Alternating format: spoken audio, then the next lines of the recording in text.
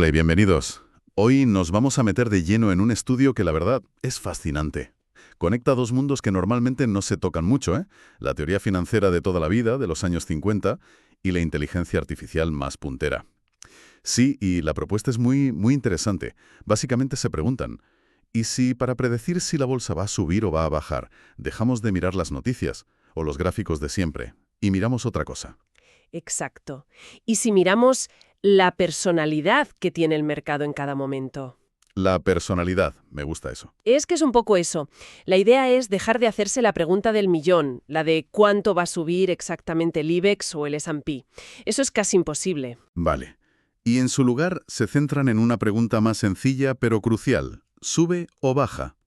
Y para responderla, el estudio propone medir tres constantes vitales, como si el mercado tuviera su propio ADN, y ellos hubieran encontrado la manera de leerlo. El ADN del mercado. Me encanta esa idea. Pues esa es nuestra misión para hoy, precisamente. Intentar descifrar ese código. Vamos a ver cuál es el problema de los métodos clásicos, por qué fallan. Hmm, Luego, cómo esta nueva propuesta intenta solucionarlo con unas herramientas muy ingeniosas y, por supuesto, la gran pregunta, si los números al final demuestran que esta lectura del ADN de verdad funciona. Y bueno, prometemos explicarlo todo de forma que se entienda, sin necesidad de ser un experto en finanzas, ¿eh? Eso siempre. Vale, pues para entender por qué esto es tan innovador, creo que tenemos que empezar por el principio, por el mapa que casi todo el mundo en finanzas lleva usando. ¿Qué? ¿Más de 70 años? Pues sí, hablamos de la teoría moderna de carteras de Harry Markovits. Es que es el pilar. Casi toda la gestión de activos se construye sobre esta idea.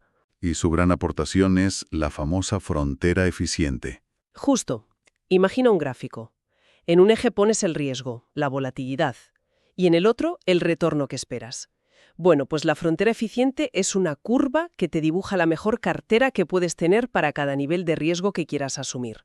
Es, en teoría, el mapa del tesoro. En teoría. Lo has dicho bien. Porque ese mapa tiene una letra pequeña, ¿no? Una suposición que en el mundo real, pues... Es bastante problemática. Y ahí está el corazón del problema. El mapa de Markovich asume que el terreno no va a cambiar. Que la carretera es siempre recta. Eso es. En términos un poco más técnicos, asume que el mercado es estacionario. Es decir, que las estadísticas que usas para dibujar ese mapa, los retornos medios, las volatilidades, cómo se mueven las acciones entre sí, que, claro, las calculas con datos del pasado. Se van a mantener en el futuro. Exacto. Asume que seguirán siendo válidas. Que es la famosa advertencia de rendimientos pasados no garantizan rendimientos futuros. Pero vamos, llevada al extremo. Es como intentar conducir por una ciudad que no conoces mirando solo por el espejo retrovisor. Es una analogía perfecta, de verdad. Funciona si la carretera es una recta infinita y no hay tráfico. Pero los mercados están llenos de curvas, de baches, de imprevistos. Claro. Cuando llega una crisis como la de 2008, una pandemia o una guerra, todas esas estadísticas del pasado saltan por los aires. Las correlaciones cambian, la volatilidad se dispara y nuestro mapa óptimo, de repente, se vuelve inútil, o peor, peligroso. Se han intentado poner parches a esto, ¿no? Yo he oído hablar del modelo de Black-Litterman como una posible solución. Sí, es un intento muy inteligente de arreglarlo, la verdad. El modelo de Black-Litterman, para que nos entendamos, es como un GPS que mezcla el mapa antiguo, los datos históricos, con tu propia intuición como conductor. O sea, con mis opiniones sobre el futuro. Exacto. Le permite al inversor decir, vale, la historia dice esto, pero yo creo que el sector tecnológico lo va a hacer mejor que el energético el próximo trimestre. Suena muy bien, la verdad. ¿Cuál es el problema entonces? Pues la complejidad y la subjetividad. No basta con tener una opinión. El modelo te exige que la cuantifiques, que le pongas un número. Y lo que es más difícil todavía, que le digas qué grado de confianza tienes en tu propia opinión, también con un número. Uf, eso es. Se convierte en un proceso muy opaco. Si va bien, genial. Pero si va mal, es muy difícil saber qué ha fallado. El mapa histórico, tu intuición, la confianza que le pusiste. Al final muchos gestores lo ven como una caja negra y no se fían. Entendido. O sea, el mapa original es demasiado rígido y los intentos de hacerlo flexible lo vuelven demasiado complicado. Así que este estudio dice, bueno, vamos a coger un camino totalmente diferente. Totalmente. Si predecir el destino exacto es tan difícil, ¿por qué no nos centramos solo en predecir la siguiente curva del camino? Esa es la clave de todo el enfoque. Bajan el listón de la ambición para aumentar la robustez. El objetivo ya no es un número, el mercado subirá un 1,2%. No, es una dirección. ¿El mercado subirá o el mercado bajará? Eso es. Un problema binario, de sí o no. Y para resolverlo, usan una herramienta de aprendizaje automático que se llama CART, que es un árbol de clasificación y regresión. Espera, un momento. ¿Por qué un árbol? Ahora que todo el mundo habla de redes neuronales supercomplejas de Deep Learning, ¿por qué algo tan, en apariencia, simple? Pues por una razón fundamental, la transparencia. Una red neuronal es potentísima, sí, pero casi siempre es una caja negra. Le metes datos y te saca un resultado, pero sin saber cómo ha llegado ahí, justo. Es imposible entender el porqué de su decisión. Un árbol de decisión, en cambio, es como un diagrama de flujo, como el juego de quién es quién. Te va haciendo preguntas sencillas sobre los datos. ¿Es el valor A mayor que X? Si sí, vete por este camino. Si no, vete por este otro. Puedes seguir su lógica paso a paso. Puedes seguir todo su razonamiento. Y entiendes perfectamente por qué ha decidido que el mercado va a ser alcista o bajista. Queremos un GPS que nos diga gire a la derecha porque hay un atasco en la calle principal, no uno que solo grite gire a la derecha ahora. Vale, me convence. Tenemos la herramienta, una herramienta transparente, pero claro, toda herramienta necesita materia prima para funcionar. Y aquí es donde, para mí, la cosa se pone fascinante de verdad. Porque los datos que le meten a este árbol no son los que uno esperaría. En absoluto. Aquí está la gran innovación del estudio.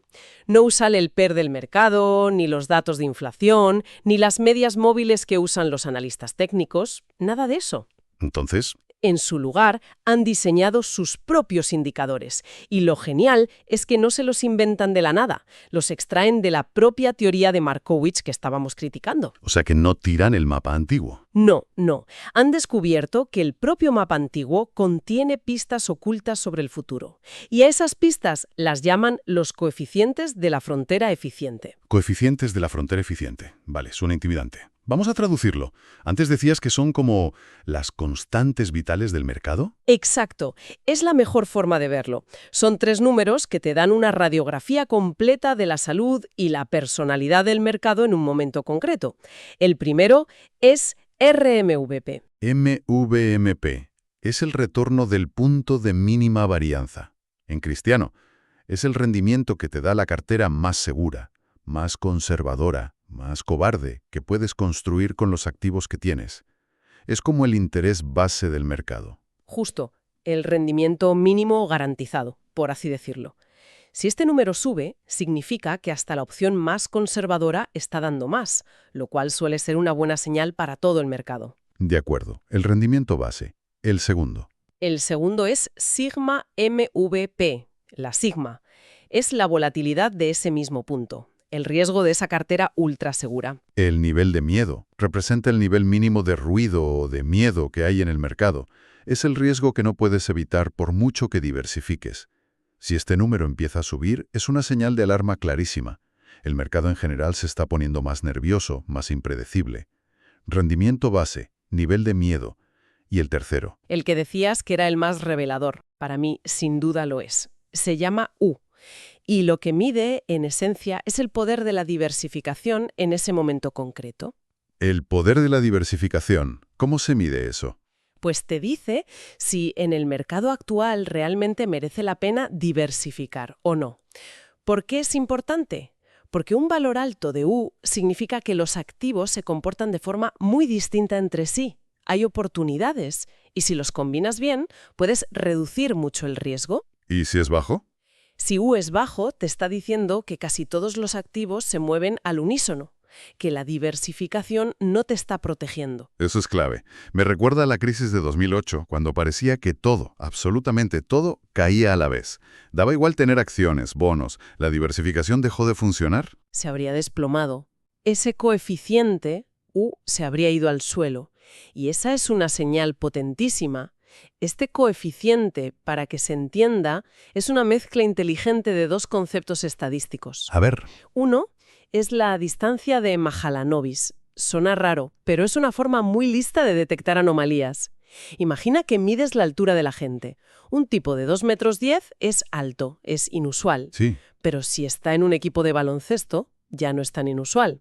Pues esta distancia hace eso con los retornos de los activos. No solo mira si un retorno es alto, sino si es inusualmente alto dado su comportamiento normal y cómo se relaciona con los demás. Detecta las verdaderas sorpresas, las que no te esperas. Y el otro componente, El otro es la similitud coseno, que mide, de forma muy simple, como de en sintonía están los activos. ¿Están todos cantando la misma canción, moviéndose a la vez? ¿O forman un coro con voces muy distintas? entiendo. Si todos cantan lo mismo, la similitud es alta, la diversificación no sirve para nada y el coeficiente U es bajo. Si cada uno va por su lado, la similitud es baja y diversificar es muy, muy poderoso. Entendido. Entonces, en lugar de mirar miles de noticias y de indicadores, estos tres números nos dan una foto súper clara. El rendimiento mínimo, RMP, el miedo mínimo, sigma MP, y si merece la pena o no diversificar, U. Es el ADN del mercado en ese instante. Es una radiografía perfecta de su estructura interna. Vale, me queda clara la teoría. Tenemos esos tres signos vitales. Ahora, ¿cómo se convierte esto en una estrategia de inversión real, paso a paso? Pues el proceso es muy metódico, como la lista de comprobación de un piloto antes de despegar. Cada mes, el primer paso es el cálculo. Toman los datos del mes anterior, de los últimos 30 días, y calculan el valor de estos tres coeficientes. Y con eso obtienen la firma del mercado del mes que acaba de terminar. Exacto, tienen ese ADN. Paso 2. La predicción. Esos tres números se introducen en el árbol de decisión que ya ha sido entrenado con datos históricos. El árbol los procesa y escupe un veredicto muy simple para el mes siguiente: mercado al alza o mercado a la baja. Y como decíamos antes, podemos mirar dentro y ver cómo ha llegado a esa conclusión. Ese es el paso de interpretación, que es fundamental. En el ejemplo que dan en el estudio, la primerísima pregunta que hace el árbol es: ¿el coeficiente U es menor que 0,443? O sea, lo primero que mira es el poder de la diversificación. Eso es. Es súper revelador. Nos está diciendo que, para el modelo, ese es el factor más decisivo. Si la diversificación es débil, el mercado está en un estado; si es fuerte, está en otro completamente distinto. Ok, el modelo ya nos ha dicho alza o baja, pero yo no puedo ir a mi broker y comprar alza. ¿Cómo se pasa de esa palabra a una cartera de acciones? Ahí viene un paso estadístico que es muy ingenioso: la traducción. Usan una técnica que se llama ratio de Mills inversa.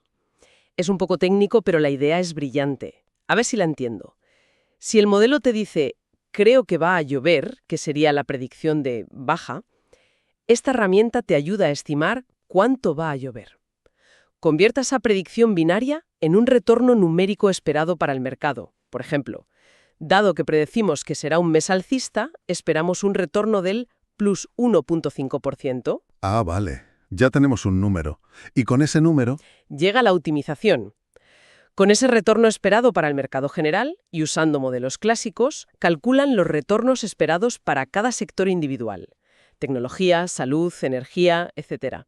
Y ahora sí, con estos nuevos retornos esperados, que ya no se basan solo en el pasado, sino que llevan incorporada la predicción del árbol, construyen la cartera óptima para ese mes. y al final del mes, vuelta a empezar. Borrón y cuenta nueva. Ese es el último paso, la repetición.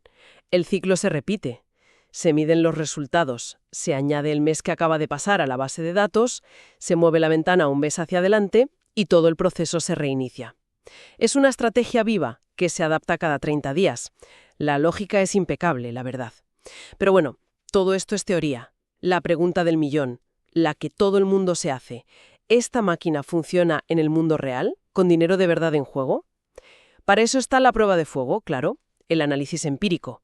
Probaron el modelo con datos desde 1999 hasta 2022, usando ETFs de los 9 sectores principales del S&P 500. ¿Vale? Pero lo crucial, lo importante, es que el periodo de prueba fuera de muestra, o sea, el test real, fue de 2008 a 2022. Un periodo que no fue precisamente un camino de rosas, ¿eh? Tenemos la crisis financiera global, la crisis de deuda soberana en Europa, la pandemia.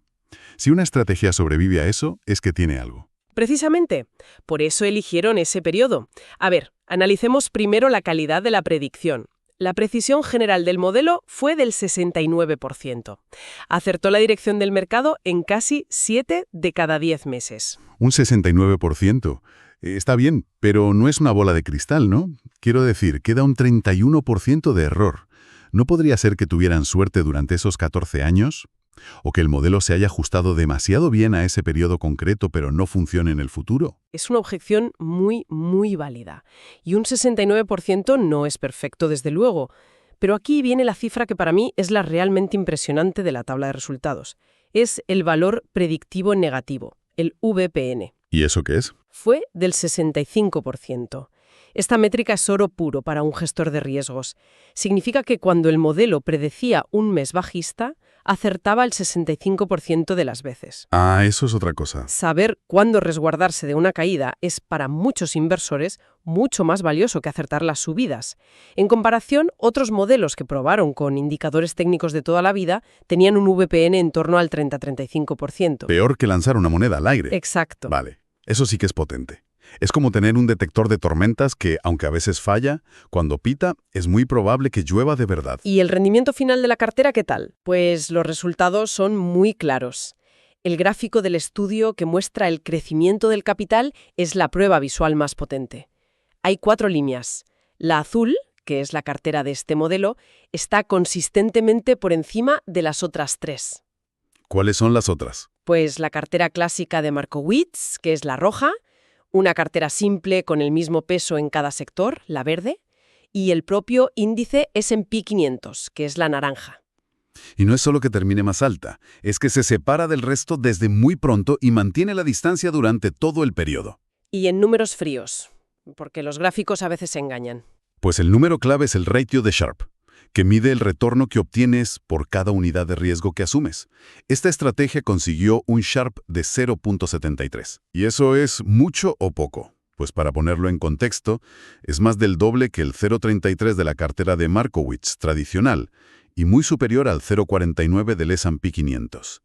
En resumen, no es que ganara más por arriesgar más, ganó mucho más en relación al riesgo que asumió.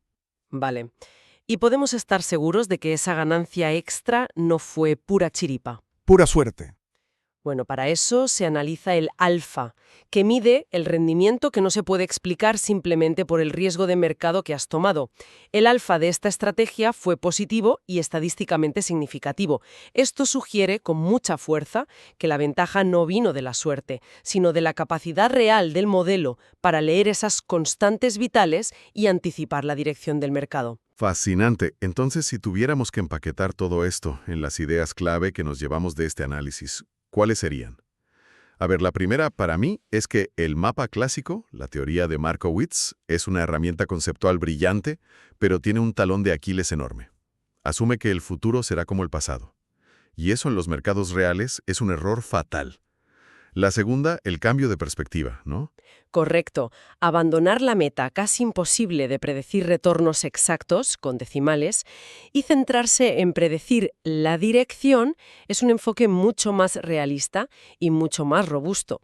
Es más adecuado para las herramientas de inteligencia artificial que tenemos hoy. Y la tercera, ¿qué es el gran descubrimiento? La gran innovación, usar los coeficientes de la frontera eficiente como predictores. Es dejar de mirar el ruido diario de los precios y empezar a mirar la geometría del riesgo.